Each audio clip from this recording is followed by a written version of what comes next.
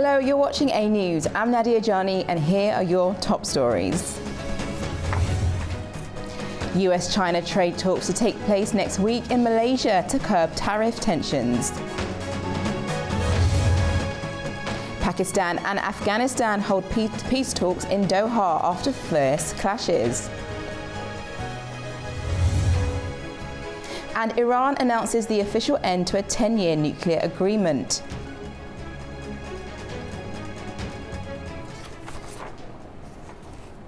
First, US Treasury Secretary Scott Bessent said he will meet next week with Chinese Vice Premier Ho Lingfeng to try and prevent a further escalation of US-China trade tensions.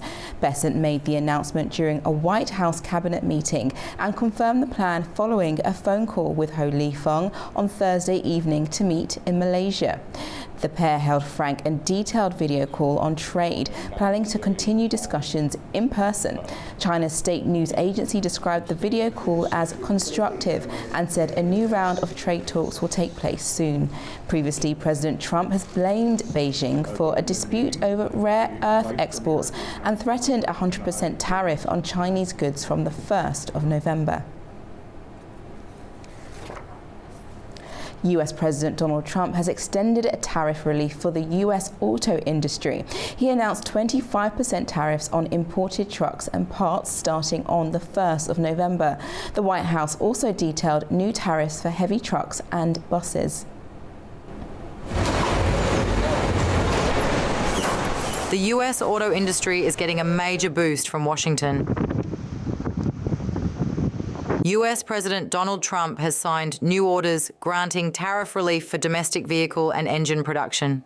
Starting November 1st, a 25% tariff will apply to imported medium and heavy-duty trucks and parts, and a 10% tariff will target imported buses. The move aims to encourage local manufacturing, with automakers eligible for new tax credits on US-assembled vehicles through 2030.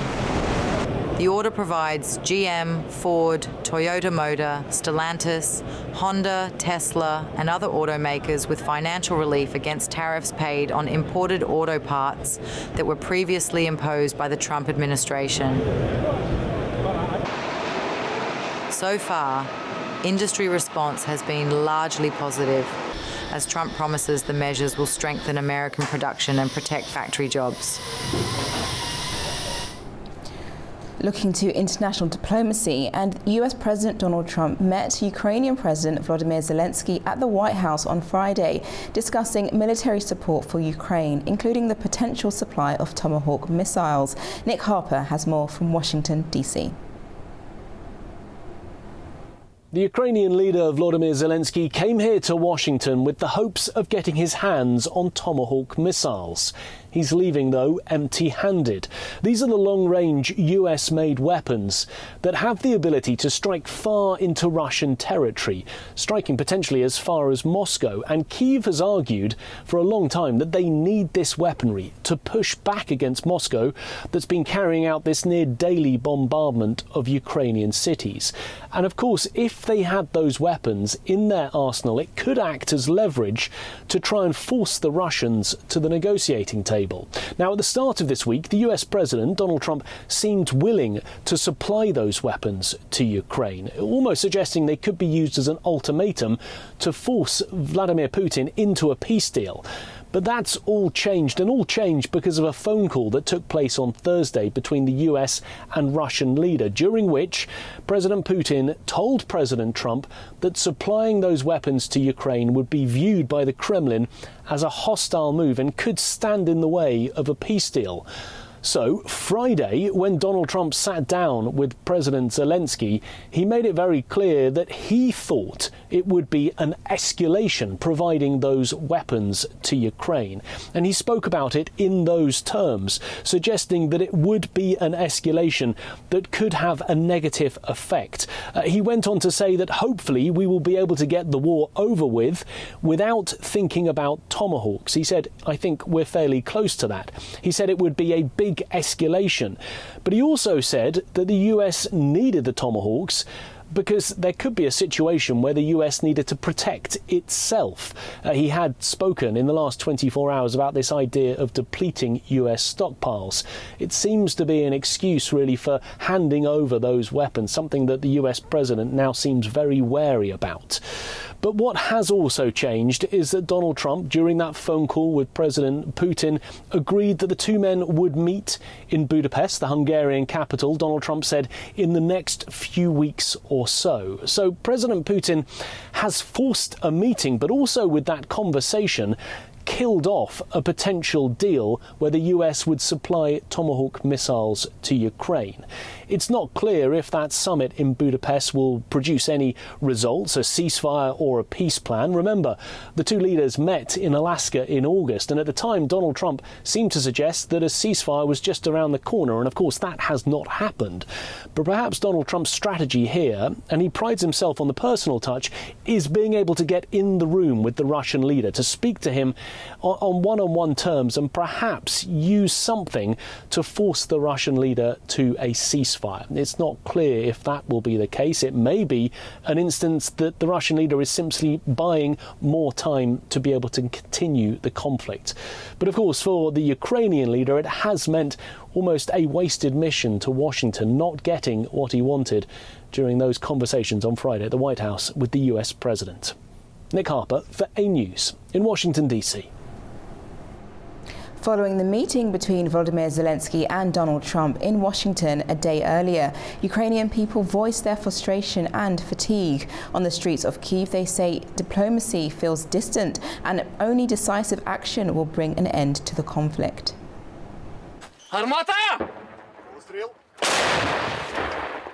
Fighting continues on the Ukraine-Russia front, while diplomats keep searching for a path to peace.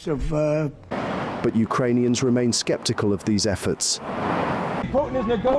Even after the meeting between US President Donald Trump and Ukrainian President Volodymyr Zelensky, public opinion has not changed. Unfortunately, the world is ruled by power, so I believe that the war will end one way or another. It will obviously end with Ukraine winning. This will be achieved by force, unfortunately. This diplomatic approach could take a long time. I favour surgical methods, so I think that this diplomacy is good when the person is of sound mind. But what kind of diplomacy are we talking about when he is not? I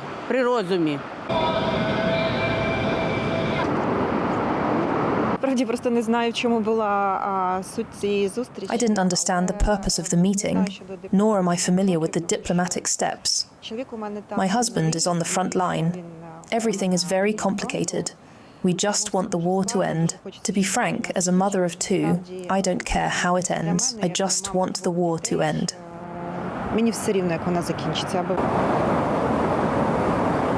I think this is the momentum. While world leaders discuss peace at the table, Ukrainians on the ground remain doubtful that diplomacy alone can bring lasting stability.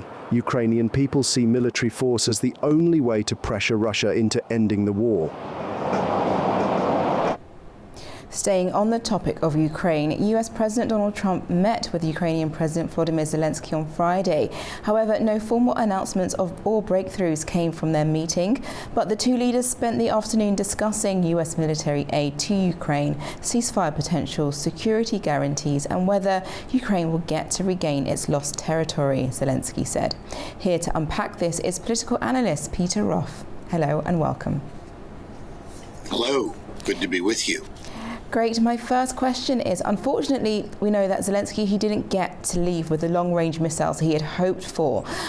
Was this a blow for Ukraine, do you think? I don't think it's a blow. I think it's still a matter for consideration. And it's important to remember, first of all, that while the Tomahawks are a step up in what the United States has been giving to Ukraine, we're not giving them the same Tomahawks that we use. There'll be a slightly downgraded version, which is probably not as effective as people hoped, but maybe more effective than what we have. The fact here is that Trump is still engaged and is still siding with Zelensky. The August summit in Alaska seemed to push Trump towards Zelensky and then push the rest of Europe towards Trump. That's not changed, and that's what's important. Yes, that support is still definitely needed. However, it seems like Trump is being extra cautious and treading quite carefully with Putin with everything that's going on. Why do you think that is? Well, aside from the obvious, which is they still have several thousand warheads pointed at the United States, I think the fact is that, in a sense, Putin still holds many of the cards. Trump doesn't want this to be a global military fight. Trump feels better fighting on the economic front. I think he's got leverage over over Putin in that regard. He knows more about business. He knows more about economics. And that's where he wants to wage this war. And by that, obviously with sanctions and different things in regards to putting pressure on India not to buy Russian oil and things like that, is that where he's going with his kind of cards that he's playing to leverage that? I absolutely think that's where he's going. And it's interesting. You did mention India, which is a good and strong ally of both the United States and the Trump administration. But the number 3 purchaser of Russian oil is the EU.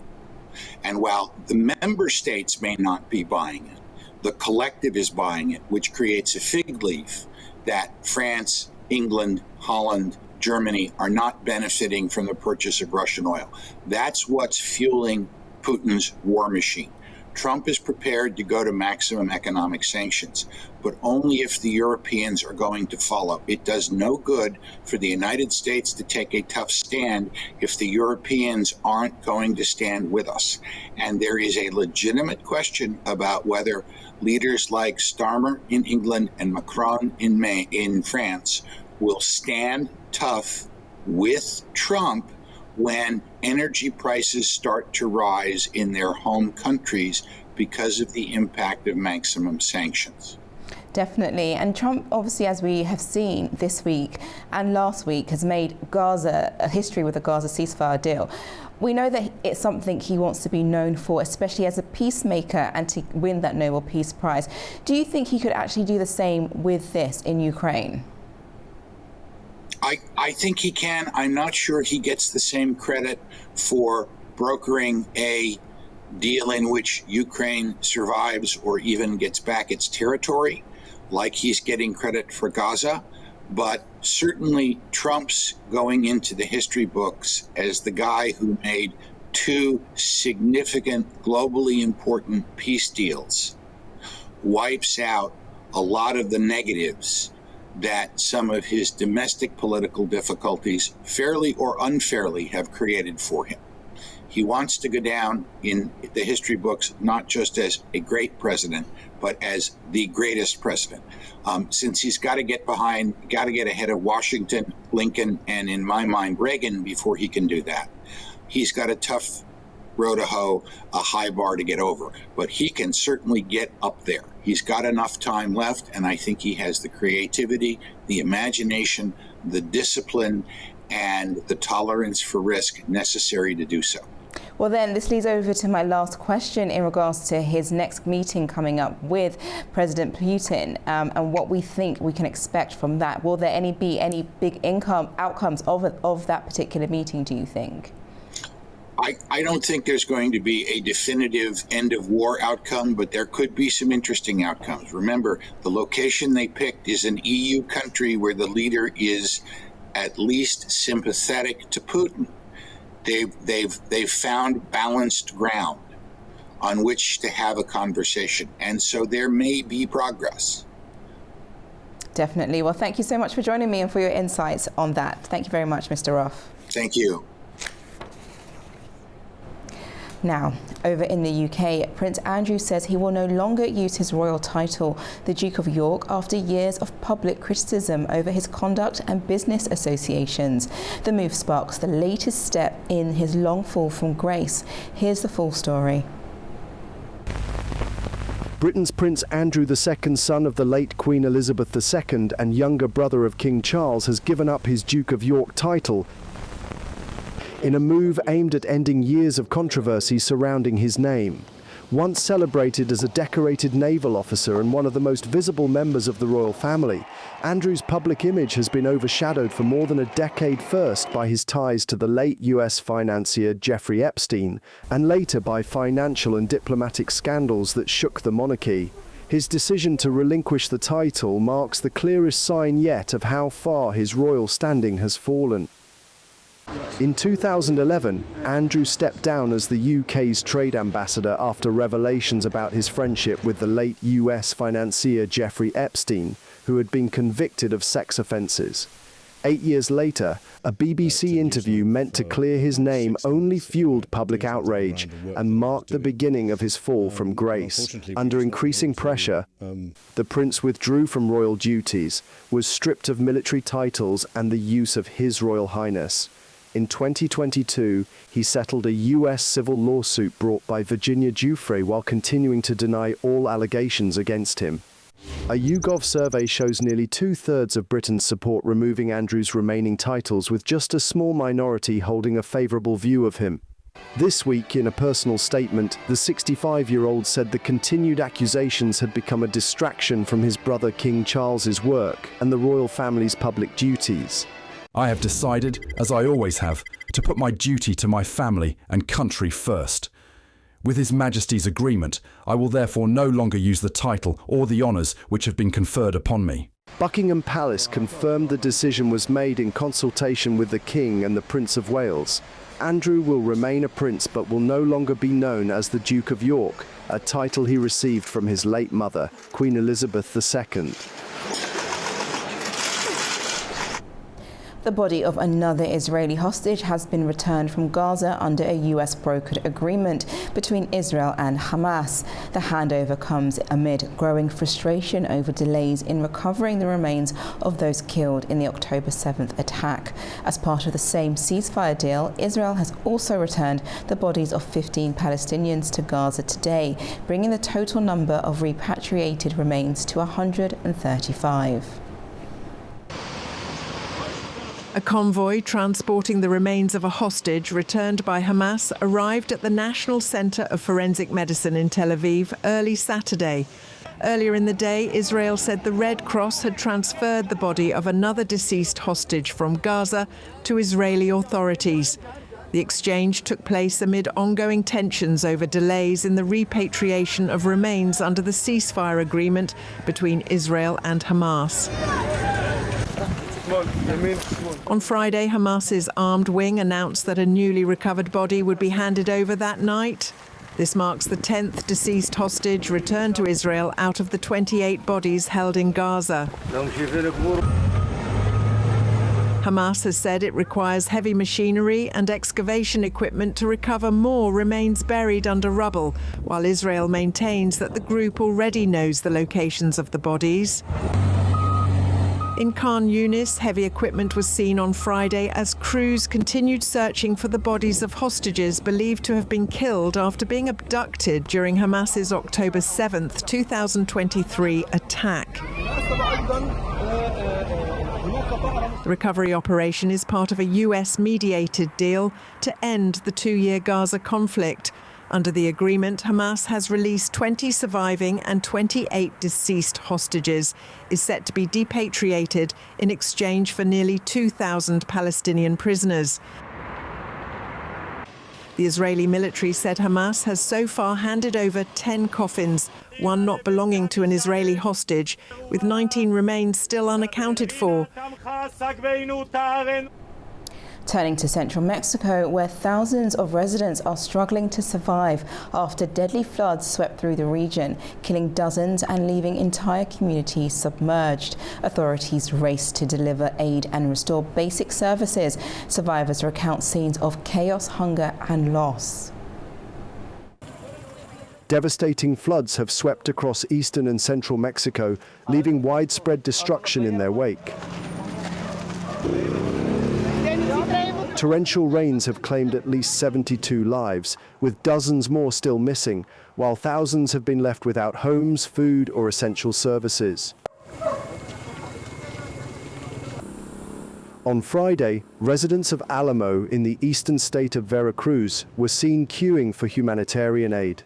Efforts to restore electricity are ongoing, but large parts of the region remain submerged.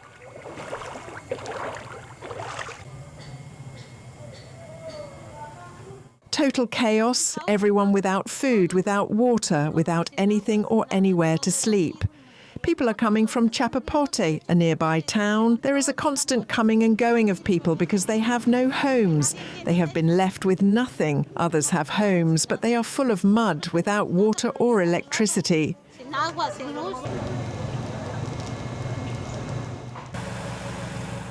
President Claudia Sheinbaum said the floods and landslides, which began last week, have affected 5 states: Veracruz, Hidalgo, Puebla, Querétaro, and San Luis Potosí.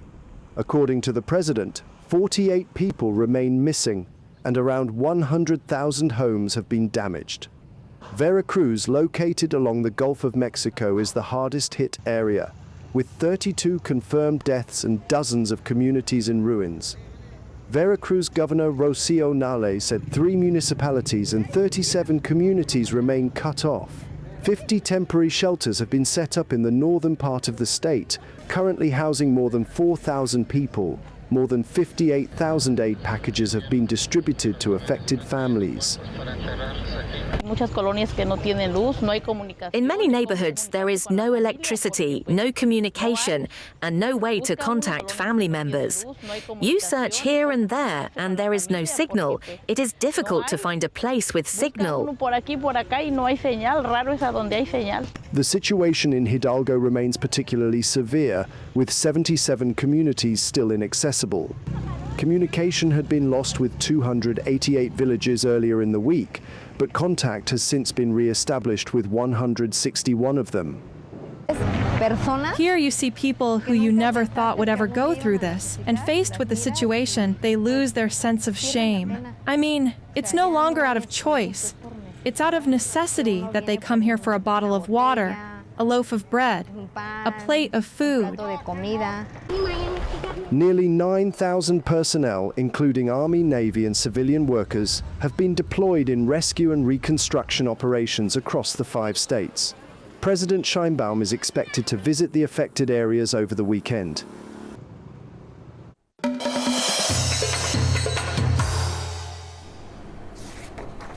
Turning to the region now, and delegations from Afghanistan and Pakistan have arrived in Doha on Saturday to hold high-level talks aimed at ending the intense cross-border hostilities that left dozens dead on both sides. Both countries have sent their defense ministers to lead the negotiations. According to Pakistan, the talks will focus on immediate measures to end cross-border terrorism and restore peace and stability along the border. The conflict intensified after a 48-hour ceasefire which ended on Friday evening. Both nations accuse each other of initiating aggression. Iran has announced on Saturday that it is no longer bound by restrictions under the 2015 nuclear deal as the landmark agreement with world powers officially expires after 10 years. In a statement, the Foreign Ministry said that all provisions and mechanisms of the Joint Comprehensive Plan of Action have now ended. However, Tehran reiterated its commitment to diplomacy.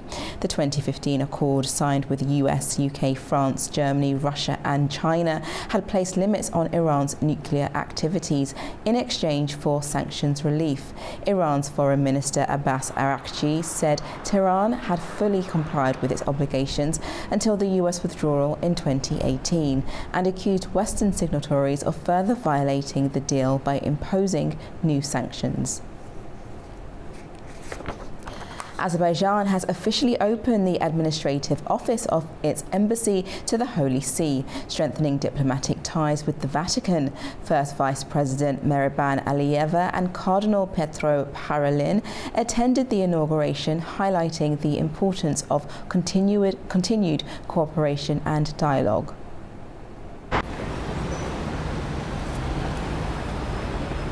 The administrative office of Azerbaijan's embassy to the Holy See has officially opened.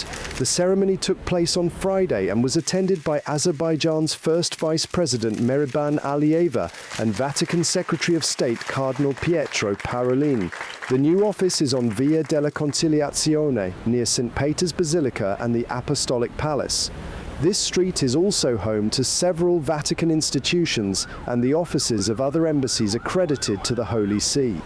Relations between Azerbaijan and the Holy See have developed in a spirit of mutual respect and effective cooperation, expanding across various fields.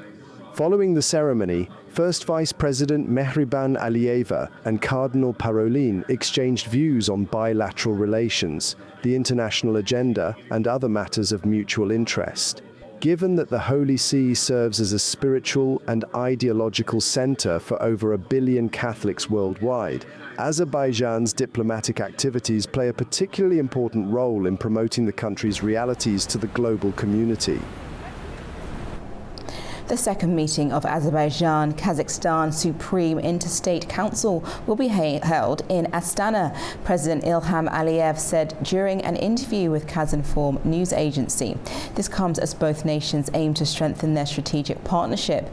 According to reports ahead of the visit, discussions will focus on expanding mutually beneficial cooperation and exploring new areas of collaboration. The first meeting of the Council was held last year in Baku.